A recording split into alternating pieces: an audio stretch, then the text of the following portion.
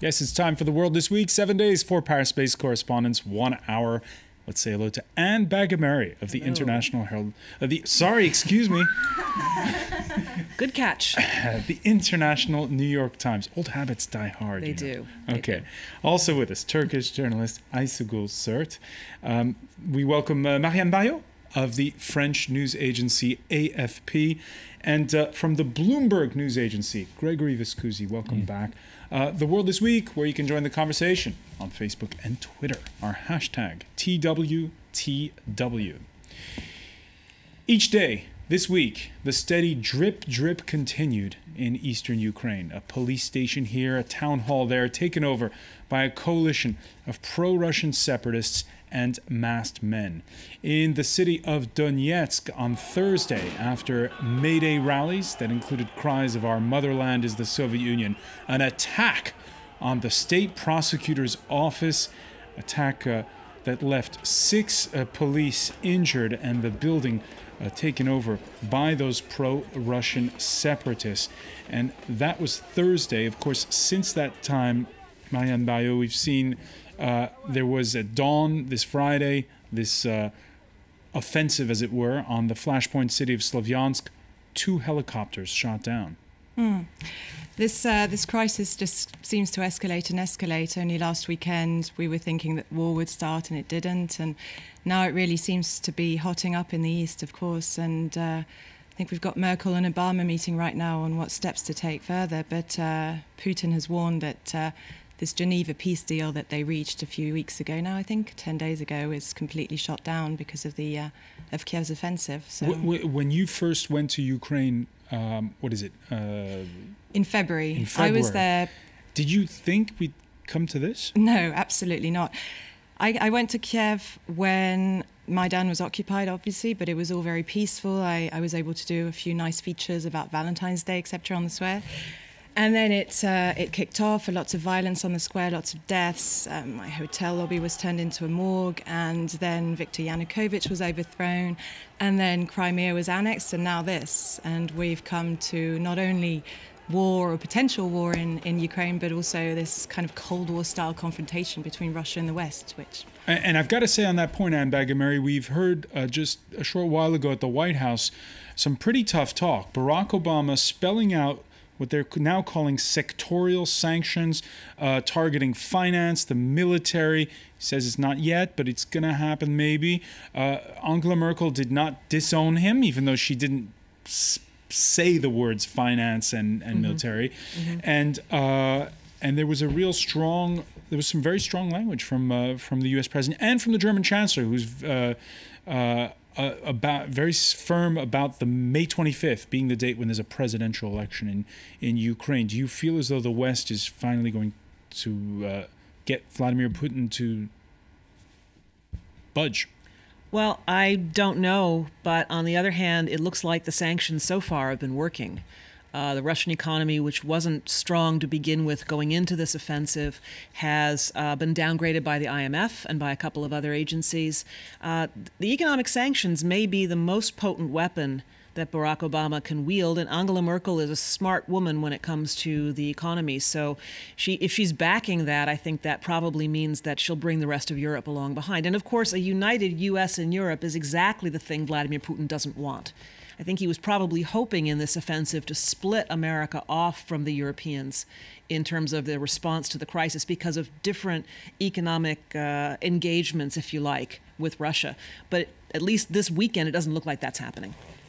See, I'm not sure that these sanctions are really working, or I feel like they have actually zero effect as far. I mean, what did we do? We do the talk, but we're really not walking the walk in the story.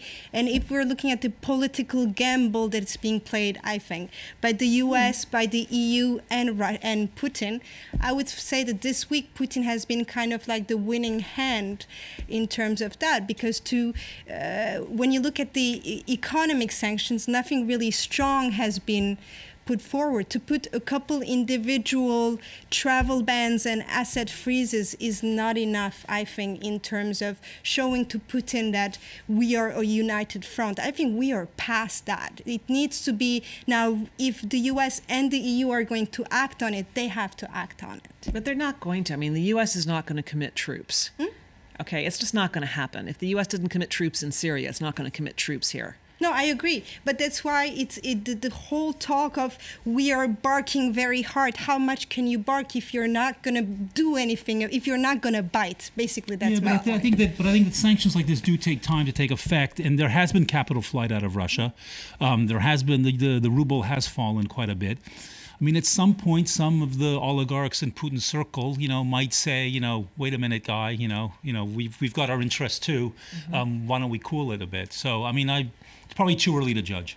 Well, arguably, the situation's got ahead of Russia as well. I mean, what we're seeing now, especially today, is pretty serious. And everyone, all analysts, everyone that's been watching Ukraine has always said, that the risk is that this spirals out of even Putin's control, and perhaps that's what's happening now. So in that case, no one can do anything about that, or it'll be harder, much harder. All right, we've been getting a lot of reactions from viewers.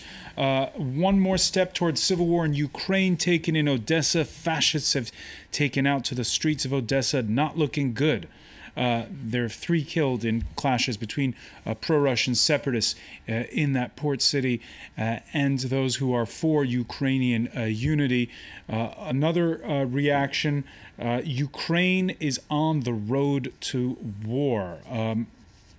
And it's again the question of whether it's a civil war or just how much of it, Marianne BARRIAUX, is directly orchestrated by Moscow. If I knew that, that's $1 million question.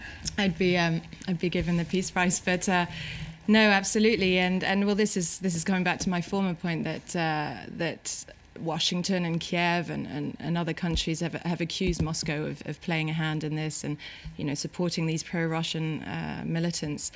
And their aim being apparently to disrupt Ukraine. I don't think they really want to take over the east of Ukraine. They don't have much money. We've seen the economy's in tatters. So Crimea might be enough for them, but it looks like it potentially may spiral out of control, in which case then, yes, there would be a civil war. But people keep saying the east of Ukraine is half the country. I mean, we're talking about 2 or 3 provinces right on the border. I mean, we shouldn't get, I don't want to downplay this, but we shouldn't make it sound like the country is completely... Donetsk is a city of 1 million people.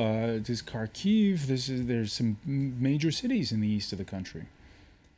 Right, but we also, to go into war is kind of like renovating your house. It always costs more money than you think, and it always takes longer time. So I don't think that Putin, and it's hard to kind of to go into the mind of Putin, but I don't think that his aim is to go into Ukraine, to invade Ukraine, and to go into a war. I think his aim is actually to weaken the country so that the EU could no longer do anything about it. It's kind of like you're done with a plate of food and there's half of it left, so you don't want anyone to have it, so you spit on it. This is exactly what Putin is doing with Ukraine, to weaken it economically, to destabilize it so that if I can't have it, nobody else can have it. All right, still more reactions coming in. Here's one. Ukraine Maidan Square revolt should have used the ballot box to change the government once violence wins. Why would others not follow? That's one reaction. Now, one bellwether of just how much Moscow is directly involved. And again, you heard earlier Barack Obama saying at that White House press conference that the use of surface-to-air missiles, I believe as he put it, that can only be the work of a well-trained militia. He didn't directly say it was Russia, but he hinted strongly. One bellwether could be those OSCE observers. Now, Vladimir Putin on Tuesday made a request for their release. They've been held since last week now in the city of Slavyansk. They remain hostage there. Well, not exactly hostages, says the self-proclaimed separatist mayor. I repeat, these men here are not prisoners. They're not prisoners of war. They're not detainees. They're my guests. And BAGAMERY. Sure.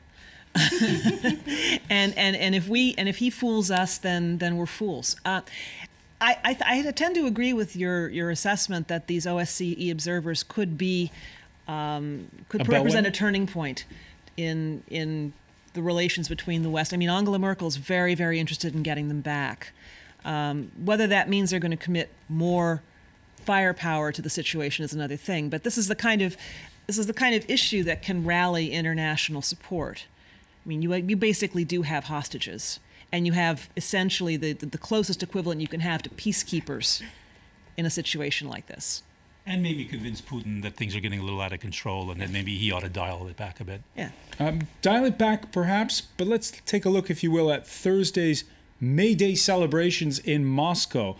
It seemed to be dialing back to an altogether different era, some sporting Russian imperial flags, Red Square, for the first time hosting May Day commemorations since the fall of the Soviet Union. And it did feel like old times when Putin himself awarded 5 ordinary citizens the Gold Star of the Hero of Labor Medal, a distinction that was founded in the 1920s under Stalin. Where is he going with all of this? And you were telling us that this week you were in Moldova. Where is Vladimir Putin going with all of this? Well, hopefully not Moldova. Your guess is as good as mine. I think he knows that the situation in his own country, the economy and social issues, problems of corruption aren't going well, and therefore focusing the attention elsewhere is a very good way of gaining credibility back. In fact, it looks like, according to polls, that he has, and that Russians are, or at least a lot of Russians are supporting him in this. So perhaps it's also to calm domestic issues at home. In terms of Moldova and Georgia, they both have breakaway regions, pro-Russian regions, so they're very concerned, of course. But whether Putin will want to take those on as well as Ukraine is another question. All right, and we were mentioning Angela Merkel, her predecessor, turning 70 this week. And where else did Gerhard Schröder celebrate than in Vladimir Putin's hometown? Putin himself making the trip to St. Petersburg for the occasion. The embrace between Putin and Schröder, which went viral on Twitter, deemed completely irresponsible by the CDU's deputy chief whip. But maybe Andreas Schockenhoff didn't know that the German ambassador was there too. And so was Philipp Missfelder. That's the foreign affairs spokesperson for, guess which party in the German parliament? I guess the CDU. You got it. So the German chancellor, she's in Washington. Can we believe what she is saying? I think she's probably further out in front than a lot of the German business community is on this issue, and that's for sure. And there's, it's very easy for the Americans to talk about this, but, they don't have much trade with Russia. They don't get their gas from Russia. European countries have a lot of trade with Russia, and they get their gas from Russia.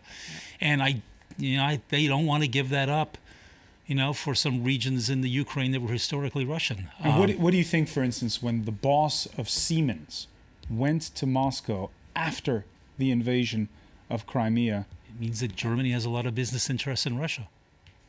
Aysegül, sir? Well, Germany and also France. I mean, that's why these sanctions are. I come back to it. They have the EU. I completely agree with Gregory.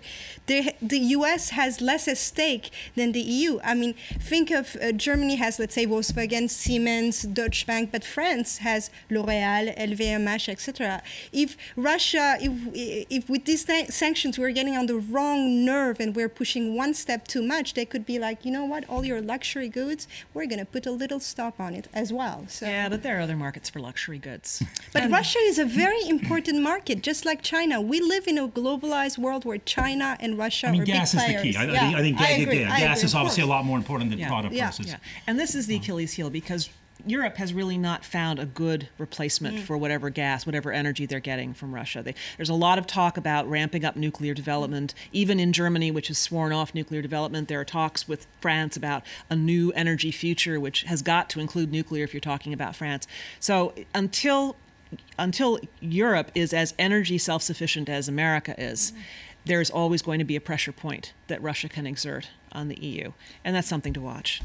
That said, though, Gazprom turned off the tap in 2006 and 2009 and potentially might be reluctant to do it again. I mean, obviously, it might still do it again, but it's getting a reputation of being slightly unreliable and might push Europe to really get there. No, I won't say what I was going to say, but really get going. It doesn't necessarily require going into things like nuclear. It just requires one, getting new sources of gas from North Africa, other places like that, and then having the pipelines in Europe being able to work both ways, which has been the problem right now, is that everything comes from the east and goes west. They've got to get the pipelines that they can work both ways and supply the east from the west, and with new. It's less complicated than it sounds. I was going to say, one final question on this point. The IMF agreeing to a deal with the authorities in Kiev, that's going to bolster Kiev. But you got to wonder, if you follow the money, you don't always get the logic of what's going on the ground. It's not necessarily about money, this whole issue. It is in a way. I mean, this whole thing started when Yanukovych was waffling over whether he was going to throw his lot in with the EU, Ukraine's lot in with the EU, with trade and other kinds of alliances. And there's a whole part of the country that wanted to be closer to Russia. I mean, I think that's one reason we talked about civil war in Ukraine. It wasn't so much because there were ethnic tensions or because this one's family didn't like this one's family. It was over the economic future of the country. But what I'm saying is that Vladimir Putin now can feel the pinch in the pocketbook and still continue on with his policies. Well, he wouldn't be the first dictator to wreck a country's economy just to make a point. And I think I think he's quite capable of doing that. I think anybody who's watched him operate knows he's quite capable of doing that. I mean, yesterday I saw the speech, if I may say, of Christine Lagarde on the IMF boss. Yeah, and with this tone of the savior, West coming into the equation. And the thing is, we have to remember, the IMF is saying we are ready at this time to give you X billion amount of money if you do follow this restriction and that restriction and all that, which Ukraine has not really been very warm towards it. And here is also Putin saying, I'm ready to give you also an X billion amount of money, I mean, a month ago or so, and I'm putting no restrictions on it. I mean, that's like saying to an adolescent, of divorced parents, this weekend, would you rather go to your parent who's going to give you a curfew or the one who lets you do whatever you want to do? Kind of. I'm really simplifying here. But so I don't put my money on the IMF money. It's true, Gregory Viscusi, that with the IMF come the suits, as it were. Well, obviously, and I'd hope so. I mean, if the IMF was going to be used for purely political aim here to bolster our view of the situation in the Ukraine, then it would pretty much be the end of the IMF. I mean, the IMF lendings come with conditions, and thankfully so, in most cases. I mean, sometimes our conditions can be a little bit screwy, but I mean, in this case, just to throw money at the Ukraine would not be particularly wise. I mean, I'm not really convinced that the oligarchs running the Ukraine are any better than the oligarchs running Russia. So I think it's probably a good thing that any lending, in this case, comes with caveats. All right, there's much more to come on The World This Week. Stay with us.